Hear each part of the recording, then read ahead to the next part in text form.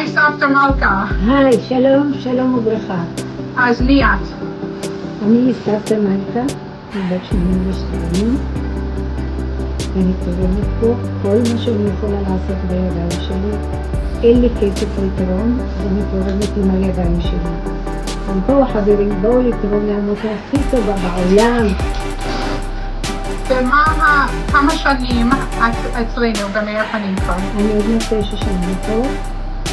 אני באתי לקבל תמיכה, ואז נהייתי מספר 2 במאיר פנים אור עקיבא, ואני אוהבת את המקום, יש לי פה משפחה, אנחנו כולנו ביחד, אנחנו עושים הכל מהכל. ומה הדבר הכי כיף פה בשבילך? הכל כיף.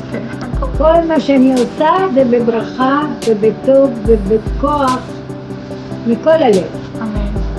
ועכשיו בא ראש השנה, ומה האוכל שאת הכי אוהבת? לי אני אוהבת דג. דג עם קוסקוס בלי בשר.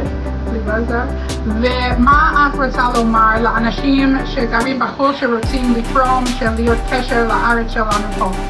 בואו חברים, אין כמו המדינה שלנו. המדינה שלנו הכי טובה והכי חזקה, אין.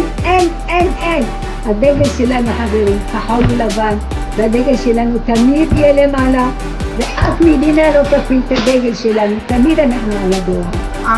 אמן, שנה טובה לך. שנה טובה לכל עם ישראל וכל הצופים בנו. וחוץ מזה חברים, בואו לתרום, בואו להתנדב. זה עושה לכם טוב, אין לכם כסף, תתרמו עם ידיים. אמן. לתרום עם הידיים, זה מאוד חשוב, בואו לתרום חברים. העמותה הכי טובה בעולם.